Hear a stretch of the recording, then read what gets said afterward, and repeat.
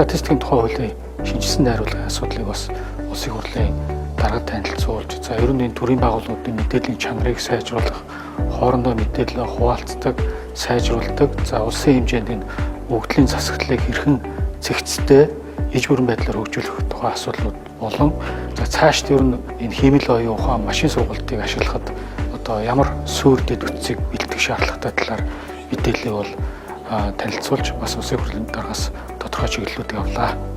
Мэдээлэл нь үнэн байж, бодиттой байж тэр мэдээлэл дээрээс бид нэр зөв шийдвэр гаргах. Тэгээ мэдээлэл бүрэн гүйс цуглуулах тал дээр шаардлагатай одоо хуулийн өөрчлөлтүүд заавал намрын чуулган статистикийн хуулийг хөвлөх шаардлагагүй.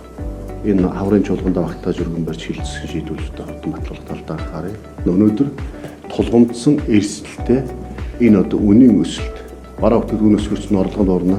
Орлогоос хэд дахин илүү зад давсан зардалтай болоод зээл хөдөлж чадхаа болоод эхлэхээс иргэдийн амьдрал хүндэрнэ.